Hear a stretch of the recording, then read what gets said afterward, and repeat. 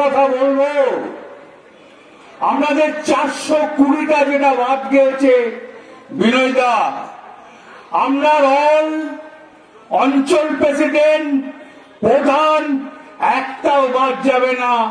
দুটো করে কপি করে সরাসরি ডিএম কে জমা দেবেন আর আমাকে ফোন করে বলবেন আমি 420টা জমা দিয়ে দিলাম। তারপর বাদ বাকিটা আমরা দেখে নেব। অনেক চেষ্টা করলে বাদ দিয়ে দেব, বাংলা থেকে তাড়িয়ে দেবে, মুসলিমকে হাঁটিয়ে দেব, হ্যাঁ, আর আমরা আঙুল চুষবো। মমতা ব্যানার্জি আঙুল চুষবে। তুমি তাদের পশ্চিমবাংলায় জন্ম নয়, তার বাপদাদুর ভিটে নয়, তার বাপদাদু এখানে জন্ম নিয়েছে।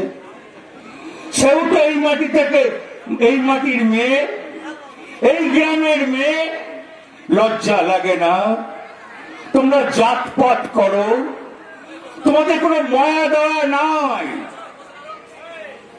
আজ পশ্চিম বাংলায় খেটে খাওয়া মানুষ আছে, আমরা জানি কি অন্যায় করেছে সংখ্যালঘুরা। তোমরা উঠে পড়ে লেগে গেলে, দিল্লি থেকে ফতোয়া জারি করলে মুসলিম হাটিয়ে দাও।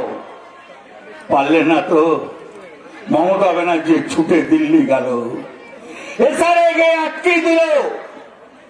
পারলে না? খুব কষ্ট হচ্ছে না? খুব কষ্ট হচ্ছে যে সুপ্রিম কোর্ট রায় দিয়ে দিল যে জজরা বিচার করবে। আর তোমরা কি ভেবেছিলে 2 কোটি বাদ দিয়ে দেবো? 2 কোটি মুসলমানকে বাদ দিয়ে দেবো, সাধারণ খেটে খাওয়া মানুষকে বাদ দিয়ে দেবো, দিন মজুরকে বাদ দিয়ে দেবো। তাইলে তোমরা চলে আসবে, দিয়ে বুলডোজার চালাবে না, যেমন ইউপিতে চালাচ্ছ। মুসলিমদের ঘর বাড়ি ভেঙে দিচ্ছ, মসজিদ ভেঙে দিচ্ছ। এটা হবে না। এটা পশ্চিম বাংলা। এই পশ্চিম বাংলায় নেতাজির জন্ম, এখানে এই পশ্চিম বাংলায় বিবেকানন্দের জন্ম, এই পশ্চিম বাংলায় অনেক মনি ঋষিদের জন্ম আছে। এখানে পারবে না।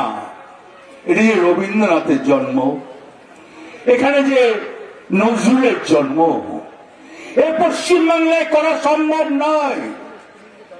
আচ্ছা, মোশাররফের রক্ত আর আমার রক্তটা কি আলাদা?